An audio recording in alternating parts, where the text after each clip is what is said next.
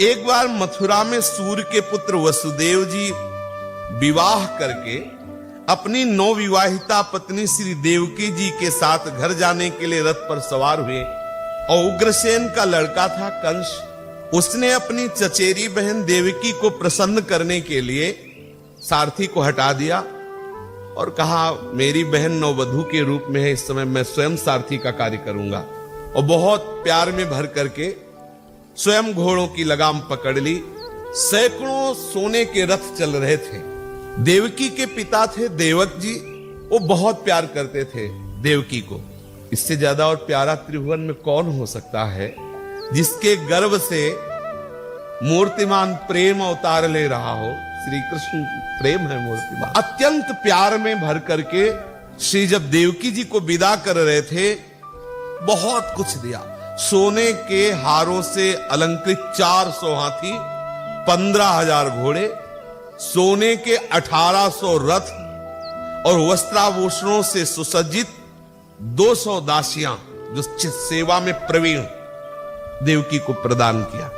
विदाई का समय वर वधू के मंगल के लिए एक साथ शंख, तुरही, मृदंग, दुंदुभियां बज रही है और उस प्रधान रथ के लगाम पकड़े हुए कंस देवकी को प्रसन्न करने के लिए, बहन को सुख मिलेगा, स्वयं रथ। उसी समय गंभीर आकाशवाणी हुई और आकाशवाणी में सुनाई दिया, ए मूर्ख कंस, जिसको तू रथ में बैठा कर लिए जा रहा है, इसकी 8वें गर्भ की संतान तेरा विनाश कर देगी, तुझे मार डालेगी। बहुत जोर से ये सबको आकाशवाणी सुनाई दी। जैसे भगवान के अवतार विषयक बात को केवल ब्रह्मा जी को समाधि में, ये सबको सुनाई दी।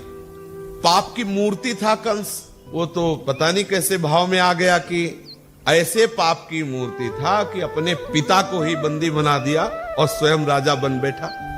दुष्टता की सीमा बहुत, मतलब कितना भी वो कुछ भी सोच सकता है। भोजवंश का कलंक।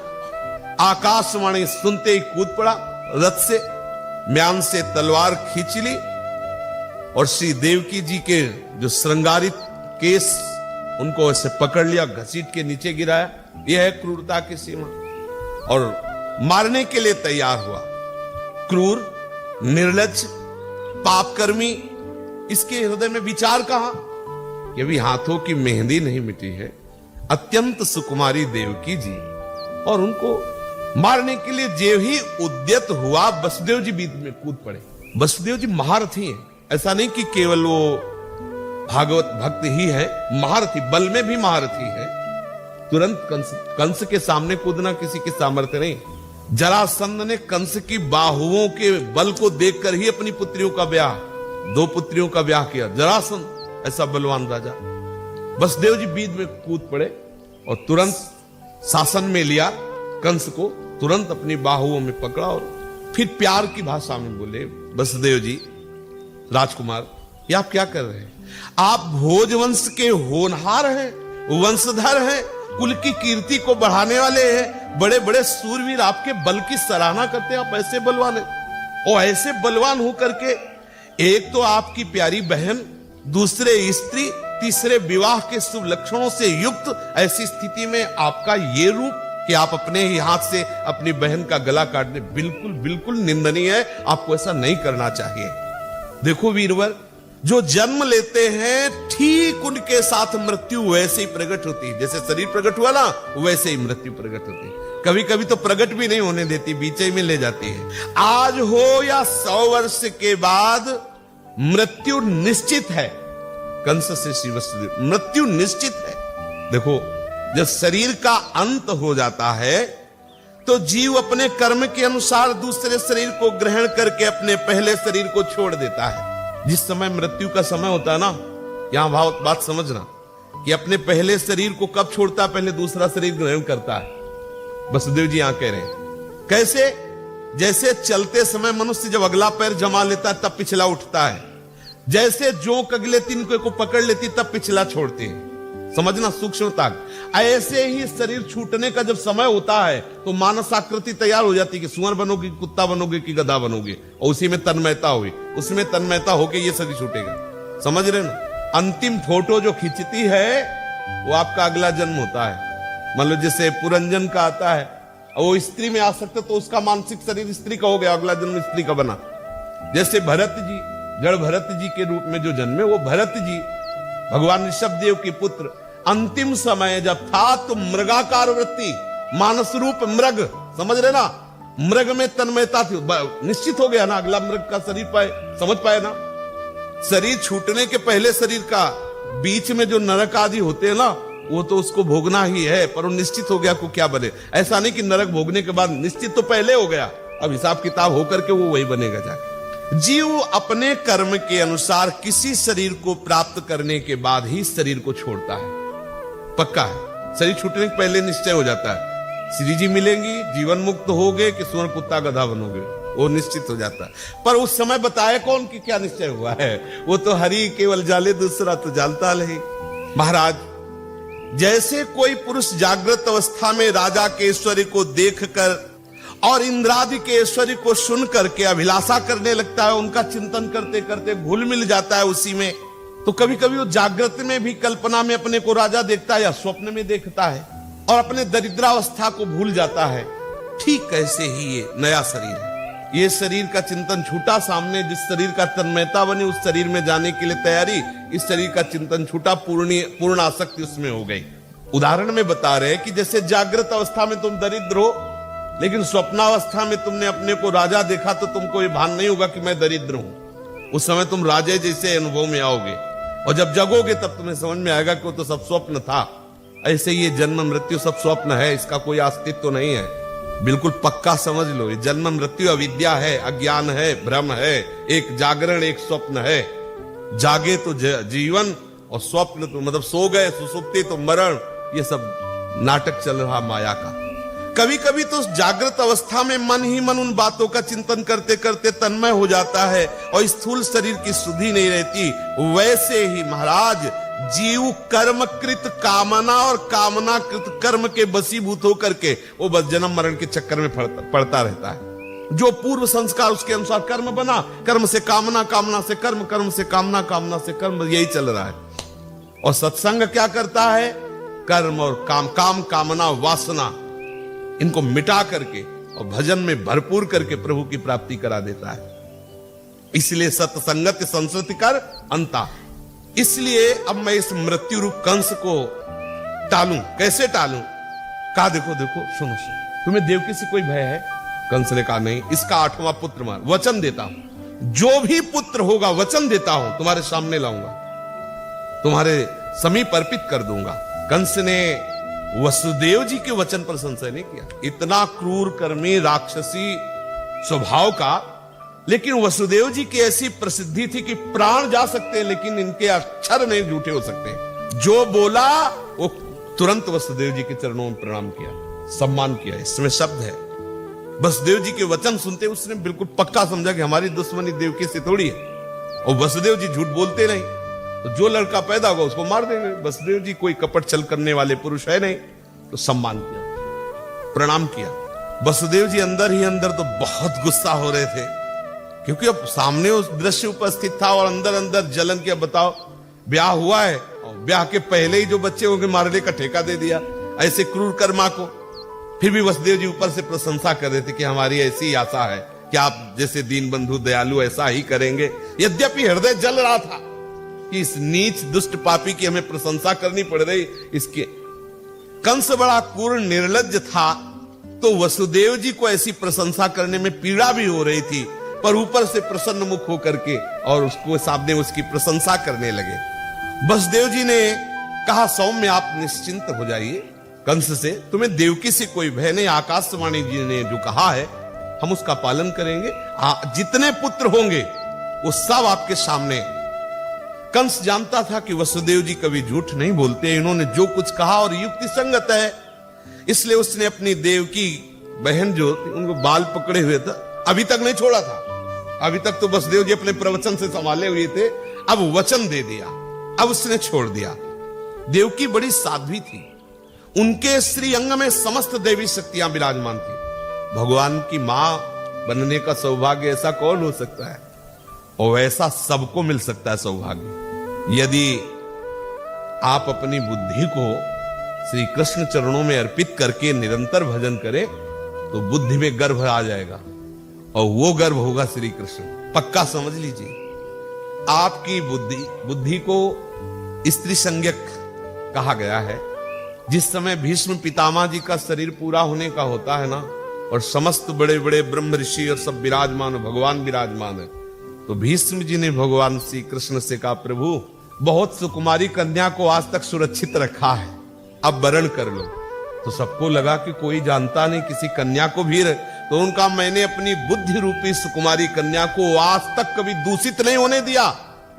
अर्थात हमारी बुद्धि, हे श्री कृष्ण, आपके चरणों में अनन्य है। आज तक किसी विषय का सेवन नहीं किया, आज तक किसी का अन्य का आश्रय नहीं लिया, अब इसका वरण कर लो, अब इसे अपनी प्रिया के रूप में स्वीकार कर लो। तो जो बुद्धि सदैव श्री कृष्ण का चिंतन करती है तो श्री कृष्ण बुद्धि में ही प्रकाशित हो जाते हैं। अब बुद्धि बुद्धि नहीं रही, श्री कृष्ण बुद्धि हो जाते हैं। सबके हृदय में ये काम क्रोधादि का पहरा है, सबके हृदय में नहीं पहरा है। और सबका हृदय दुखी है, जैसे जेल में दुख नहीं होता।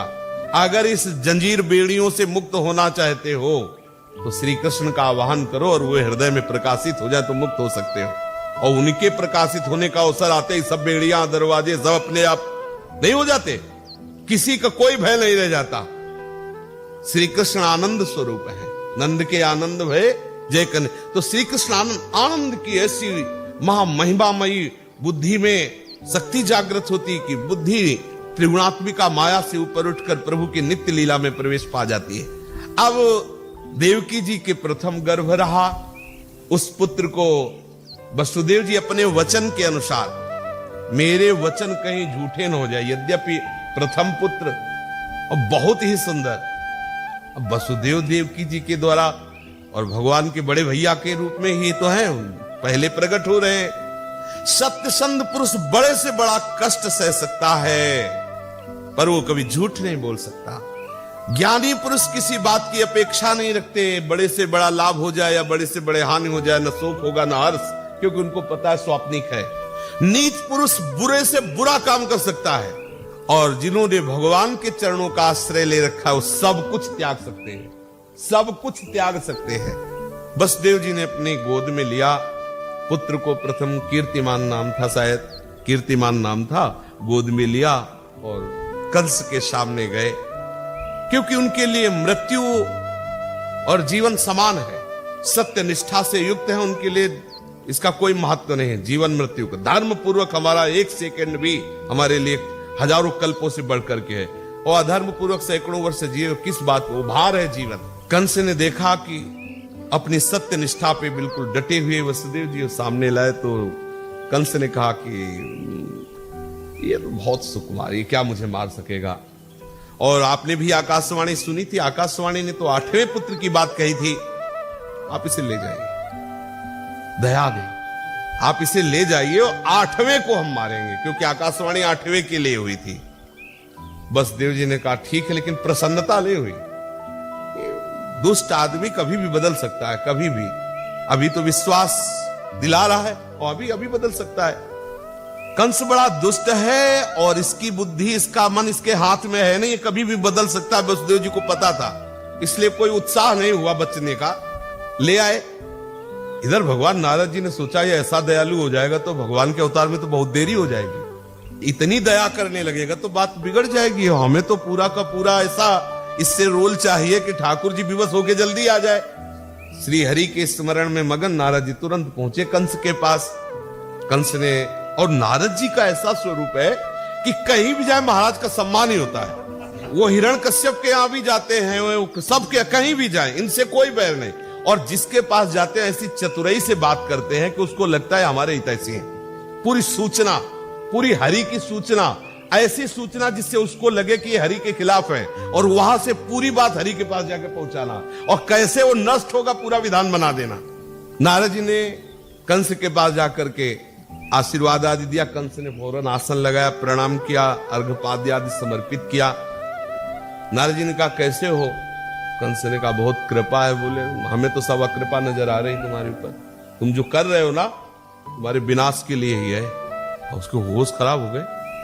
ब्रज में जितने हैं ना, ये सब नंदादि, गोप, वसुदेव, देवकी, ये सब दैवी शक्तियां हैं। ये सब भगवान के निज पार्षद हैं, हरि का अवतार होने। कोई तुम साधारण बात समझ रहे हो? तुम्हारे मारने के लिए कोई साधारण आएगा? हरि आ रहे हैं।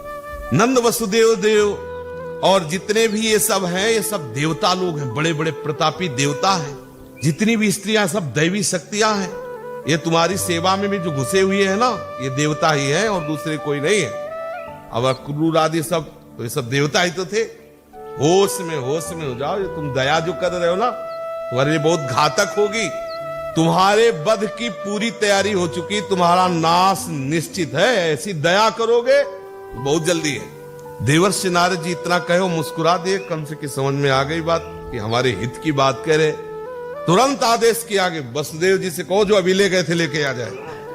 अब जो बालक पैदा होता गया वो उन्हीं के सामने मारता गया, वसुदेव जी। लेकिन देखो, सत्य संध पुरुष सामने देख रहे हैं ऐसा, लेकिन सत्य से नहीं हिल रहे। अब उसने देवकी वसुदेव को कारागार में डाल दिया, हथकड़ी बेड़ी से जकड़ दिया। जो पुत्र होते गए उनको मारता गया। और हर बार उसको यही शंका, नारद जी ने ऐसी प्रक्रिया बता दी थी कि पहला 8वां हो सकता है, हर को 8वां साबित कर दिया था। तो उसको यही लगता कि पता नहीं किसमें हमारा काल हो, इसलिए सबको मारता गया जो बालक थे। पृथ्वी में बात प्रायः देखी जाती है कि जो अपने ही प्राणों का पोषण करने वाले लोग होते हैं, वो माता पिता भाई बंधु हितैषी मित्र सबकी हत्या करने में वो सकुशलता पूर्वक हर्ष पूर्वक करते। कहीं उनको शोक नहीं होता, किसी की भी हत्या कर सकते हो।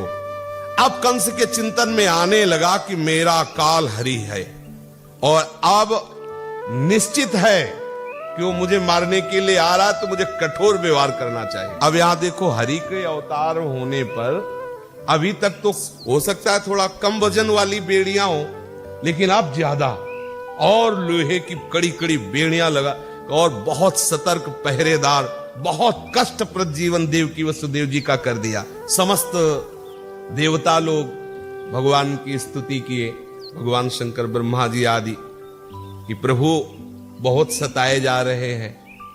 प्रभु ने योग माया को आदेश किया कि जो 7वां गर्भ, तो आप उसे रोहिणी के गर्भ में डाल। और हम तो कर्षण करने के कारण संकर्षण भगवान। अब सबको ये पता चला, कंस को भी पता चला कि 7वां गर्भ नष्ट हो गया है। अब 8वें के लिए तो बहुत ही सतर्क, स्वयं कभी कभी आकर के वो पहरा देता। 8वें गर्भ में जब भगवान पधारे तो देवकी वसुदेव जी को आनंद भी था और बहुत दुख भी था। जैसे जैसे दिन नजदीक आने लगे, सूरदास जी ने बड़ा सुंदर वर्णन किया है।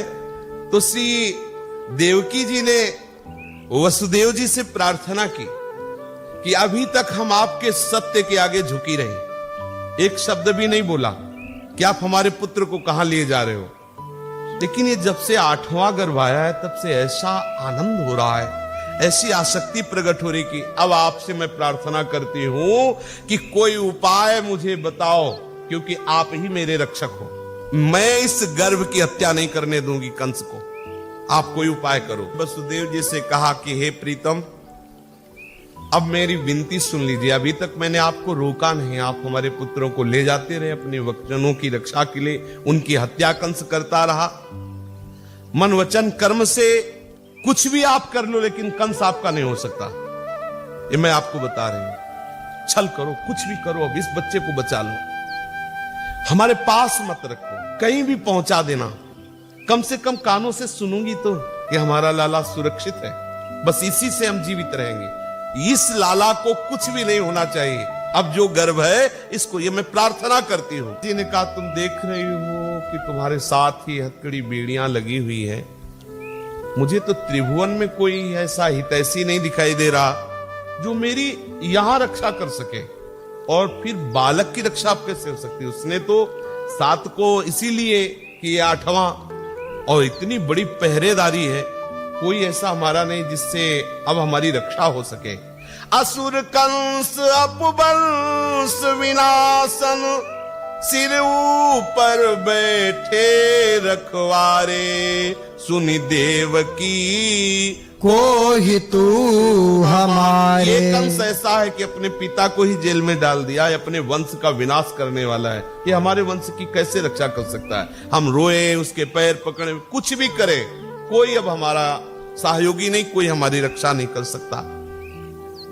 ऐसो को समरथ त्रिभुवन में जो यह बालक ने कुबारे, खड्ग धरे आवे तुव देखत अपने कर छिन माह पछारे। हमें तो त्रिभुवन में कोई ऐसा नहीं दिखाई दे रहा कि इस महाबलवान कंस से हमारे इस बालक की रक्षा कर ले। ये भी बालक होगा, वो एक बार रोएगा तो ही वो भागता हुआ चला आएगा और नंगी तलवार लेकर के अपने हाथ से हमारे बालक को मार देगा।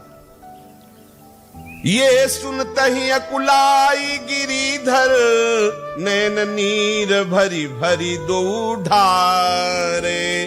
दुखित देखी वसुदेव देव की, प्रगट भये धर के भुज चारे। वसुदेव जी की आंखों से आंसू गिर रहे कि देवकी हम तुम्हारी ये बात पूर्ण नहीं कर सकते। कोई त्रिभुवन में नहीं जिसको हम पुकारे कि वो हमारी रक्षा कर सके। इस समय तो कितनी व्यवस्था में हम, आसपास कितने पहरेदार, कैसे बड़े बड़े परकोटे, कैसे कैसे कैसे बालक की रक्षा हो सकती है? देवकी जी फपक फपक के रोने लगे। देवकी वसुदेव जिस समय रो ही रहे थे, उसी समय एक अद्भुत प्रकाश हुआ कंस के कारागार में, और देवकी वसुदेव जी ने देखा कि चतुर्भुज रूप धारण किए हुए वहां प्रभु वैभव से प्रकट हुए। इसलिए अपना ऐश्वर्य वैभव प्रकट किया कि तुम देख लो, ये दो भुजा वाला कंस क्या बिगाड़ लेगा। प्रभु अपने स्वरूप से प्रकट हुए। दुखित देख वसुदेव देव की, प्रगट भये धरि के भुज चारे। चतुर्भुज रूप में भगवान श्री हरि प्रकट हुए। बोली उठे प्रतिज्ञा करी, प्रभु मोते उबरे तब मोहि मारे। अति दुख में सुख दे पितु मात ही, सूरज प्रभु नंद भवन सिधारे। देवकी जी ने देखा जिस समय दोनों रो रहे थे कि कौन हमारी रक्षा कर सकता है, उसी समय देखा कि सामने प्रभु प्रकट हो गए। हरि मुख देखी हो वसुदेव, हरि मुख देखी हो वसुदेव। देवकी जी ने कहा देखो देखो प्रीतम वसुदेव जी से, देखो ये सामने देखो कौन आ गया। भगवान श्री हरि कोटि काम स्वरूप सुंदर, को न जानत से हरि मुख देखी हो वसुदेव। चारि भुज जिहि चारि आयुध, निरख के न पति आऊ। अजहु मन परतीति नाही, नंद घर ले जाऊ। देखो वसुदेव जी, देखो सामने प्रभु प्रकट हो गए। चार भुजाएं कमल में, कैसी सुंदर शोभा। प्रभु कह रहे तुम चिंता मत करो, ये हमसे बचेगा ना तब तो किसी को दुख देगा, इसको हम बिल्कुल मार देंगे, बिल्कुल तुम निश्चिंत रहो, इसकी ताकत नहीं। प्रभु ने कहा कि बोले उठे प्रतिज्ञा करी, प्रभु मोते उबरे तब वो ही मारे। अरे तुम चिंता मत करो, इसलिए प्रभु वैभव रूप प्रकट हुए। देवकी जी प्रभु का वैभव देख चुकी, फिर भी वात्सल्य ना हृदय में। वसुदेव जी से कहा कि मुझे विश्वास नहीं हो रहा, यद्यपि मैं इनकी महिमा देख रही हूं, इनको छुपा दो कहीं ऐसी जगह जाके, कंस ना जान पावे। तो वसुदेव जी ने प्रभु से ही कहा कहां छुपा दे तुझे, बताओ कहां छुपा दे। प्रभु ने कहा नंद भवन ले जाओ, मुझे नंद बाबा के यहां छोड़ आओ। अब वो उस मां से पूछो जिसका इतना सुंदर पुत्र हो और उसे छोड़, तुरंत अभी प्रकट हुए। और अभी आप यहां थोड़ी देर विचार पूर्वक उपासना के विषय में देखिए। जब कोई उपासक ये निश्चय करता है कि मुझे श्री कृष्ण प्राप्ति करनी है इस जन्म में, तो उसको घेर दिया जाता है। ध्यान रखना, हो सकता है आपका शरीर बड़े असाध्य रोग से ग्रसित हो जाए, हो सकता है आपके जितने सब अनुकूलता देने वाले सब प्रतिकूल हो जाए, आपका मन आपके प्रतिकूल हो जाए, आपकी बुद्धि आपके प्रतिकूल, काम क्रोध लोभ मोह मद मत्सर ये सब आपको घेर सकते हैं। ये सब कंस के परिकर है, हथकड़ी बेड़ी जकड़े हुए। आप देखो, कहते हैं एक बार कृष्ण नाम लो तो कृष्ण नाम आकर्षित करके माया मुक्त कर देता है। कृष्ण के बाप हैं तो जेल में है। हम ये इसलिए समझा रहे हैं कि थोड़ा सा लीला पर विचार कीजिए। इनके जैसा सुकृतवान, इनके जैसा तपस्वी, इनके जैसा भजनानंदी कोई होगा? वसुदेव देव की जैसा अखिल लोकों के पिता। प्रभु गीता में कहते हैं मैं सबका पिता हूं, सबका बाप हूं, क्योंकि आप ही आप हैं तो आपका हो चाहे बाप का हो बराबर है। लेकिन ये पुत्र बनते हैं, आके पिता का सौभाग्य देते हैं। आप समझो, ऐसे महान भक्त श्री देवकी वसुदेव जी हैं, लेकिन ये सौभाग्य जिनको प्राप्त हुआ उनकी जरा जीवनी पर देख लीजिए। अभी ब्याह से लेकर के यहां तक देख लीजिए, सरकार के प्रकट होने तक पहले इतने देख लीजिए। कंस का भयंकर कारागार और उसके बड़े क्रूर कर्मा जो दैत्य स्वभाव वाले, वो सब पहरेदार, हथकड़ी बेड़ी जकड़ी हुई, और वो हर पुत्र को मार देता है कंस। और ऐसे भयावह स्थिति में ऐसे महाभागवत के गर्भ से भगवान प्रकट हो रहे हैं। आप विचलित हो जाएंगे तो कैसे आप श्री कृष्ण प्रेम प्राप्त करेंगे? सोचो, आप थोड़ा सोचिए। अरे भाई, तुम जान नहीं पा रहे हो, तुम अपनी वो बिगाड़ वाली बात कर रहे हो जो कहीं पूर्ति होने वाली नहीं है। तुम्हारा मन तुम्हारा साथ नहीं दे रहा, तुम्हारी बुद्धि तुमको साथ नहीं दे रही, लेकिन तुम्हारे गुरु, तुम्हारे इष्ट तुम्हें साथ दे रहे, कोई नहीं बिगाड़ सकता। और यदि आप इष्ट गुरु से चले गए तो हरि गुरु चरण सेवानुसर हो। अगर हरि गुरु से मिले हो तो कोई तुम्हारा बिगाड़ नहीं सकता। यद्यपि भगवत प्राप्ति पर जे ही आपने निश्चय किया कदम रखे, तो कोई ऐसा आज तक उदाहरण नहीं है कि हंसते खेलते खाते भगवत प्राप्ति हो गई है। किसी भी महाभागवत का चरित्र आप पढ़ के देख लीजिए, किसी भी महाभागवत का चरित्र अगर नहीं लिखा गया है ये बात, तो उसके जीवन में रही है। अंतर और बाहर से भयंकर प्रतिकूलता उसको घेर लेती, कोई भी हो। आप पढ़ के देख लीजिए, चरित्र पढ़ के देख, और आपको ऐसा नहीं घेर सकती, ये वादा है। क्योंकि हम कलयुगी जीव हैं, हमारी इतनी सामर्थ्य नहीं है। तो हमारे प्रीतम सर्वज्ञ हैं, हमको जुखाम से काम बना देंगे। इधर उधर थोड़ा छींक जुखाम हो गिला, बोले हाँ बहुत भारी प्रतिकूलता है इसे। पर इतना समझ लो कि जितना जितना आपके अंदर पावर आता जाएगा, उतना उतना आपके जीवन में प्रतिकूलता आती जाएगी। मेरे प्रभु का अवतार प्रतिकूलता में ही होता है, आप देख लीजिए। रामावतार में देख लीजिए, प्रभु सच्चिदानंद में भगवान के लिए कितना तड़प रहे दशरथ जी। फिर गुरु वशिष्ठ जी के आदेश से श्रृंगी ऋषि के द्वारा यज्ञ होती है, पुत्रष्टि यज्ञ। तब सरकार पधारते हैं, और तब से लेकर के और अंतिम समय तक दशरथ जी के जीवन को देख लीजिए। हर समय वो रामासक्ति में विकल है, और वही राम उनके सामने 14 वर्ष के लिए वनवास जा रहे हैं। अंतिम समय अपने प्रीतम के वियोग में प्राण त्याग रहे हैं दशरथ जी, प्रीतम भगवान श्री राम के वियोग में। हा राम हा राम हा राम कहते हुए कितना, मतलब दशरथ जी के प्रेम को बंदोवध भुआल, सत्य प्रेम जही राम सो, बिछुरत दीन दयाल, तन सम तन ऊपरी हरियो, ऐसा गोस्वामी जी वर्णन करते हैं। कहीं भी आप किसी भी लीला में देख लीजिए, मेरे प्रभु अपने प्रेमी को ऐसे कस के रखते हैं, कहीं से भी ढीला नहीं रखते हैं। वह हृदय भर ढीला रहता है, हृदय भर द्रवित रहता, बाहर से कस देते हैं। आप कसने में क्यों परेशान होते हैं? जब हमारे ठाकुर जी बाहर से रिंच लगा के आपको कसते हैं, तो आपके अंदर उतने ही द्रवण पदार्थ डालेंगे प्रेम, पर बाहर से ये प्रेम का पारा उन्हीं के कसे रुकेगा, अन्यथा नहीं रुकेगा।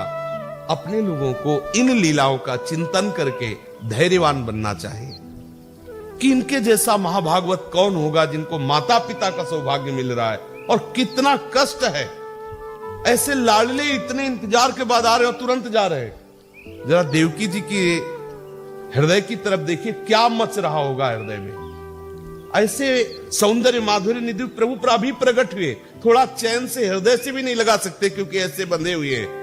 और कह रहे हमें नंद भवन में छोड़ आओ चल करके। कैसे कैसे जिए आप जरा देखिए। कितना धैर्य चाहिए उपासक को, कितना धैर्य चाहिए प्रभु के इस मार्ग में। श्री देवकी जी ने कहा अब भी मुझे विश्वास नहीं हो रहा कि आपको कंस दुख नहीं देगा, क्योंकि वात्सल्य विश्वास नहीं होने देता। जैसे पुत्र है बहुत सयाना चतुर पढ़ा लिखा है, लेकिन माँ आएगी पेट में हाथ रख, पाया कि नहीं पाया?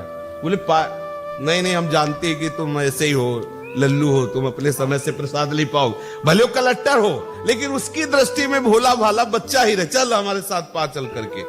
ये वात्सल्य सर्वेश्वर भगवान अपना ऐश्वर्य दिखा रहे हैं, लेकिन वो वात्सल्य के आगे काम नहीं कर रहा।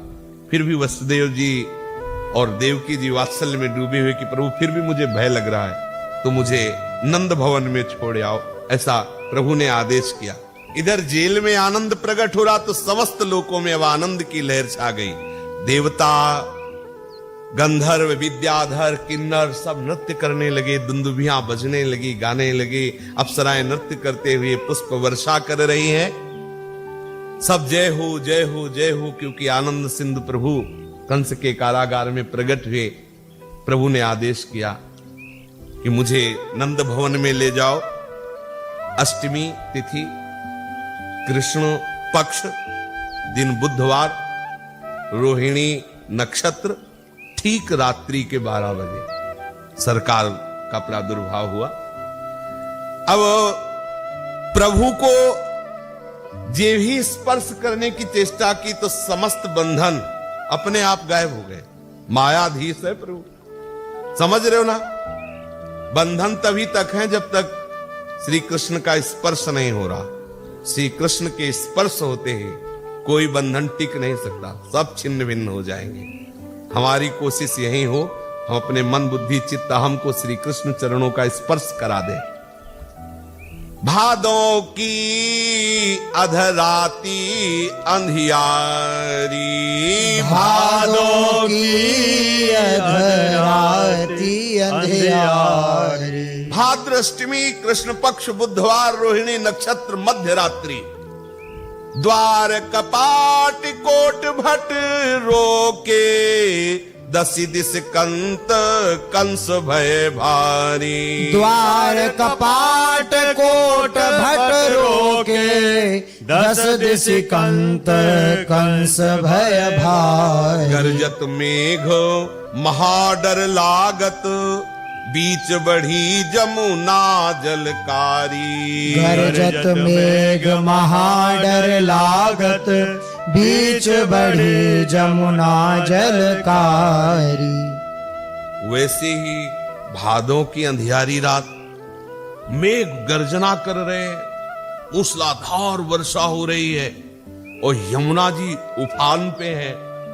शास्त्रों महाबली कंस के जो योद्धा उनका पहरा है, बड़े बड़े कपाट लगे हुए, कपाट खुल गए, हथकड़ी बेड़ियां छूट गई, कपाट खुल गए और भगवान शेष जी फण का छाता लगा के चल रहे हैं कि ठाकुर जी पर वर्षा की बूंद न हो। और आगे सिंह गर्जना से भगवान नरसिंह जी चल रहे। भगवान का जो नरसिंह अवतार है वो आगे गर्जना करते हुए, कोई भी स्पर्श न कर सके वसुदेव जी को, क्योंकि यदि भगवान की रक्षा का भाव आपके अंदर है ना, तो रक्षा तो वही तो करेगा। अच्छा, जैसे श्री कृष्ण बाल गोविंद की रक्षा कर रहे हैं गोपीजन, तो कैसे कर रहे हैं? कृष्ण नाम से ही तो कर रहे हैं। शेष जी कौन है? भगवान ही तो है। भगवान शेष जी ऐसे फड़के हुए चल रहे हैं।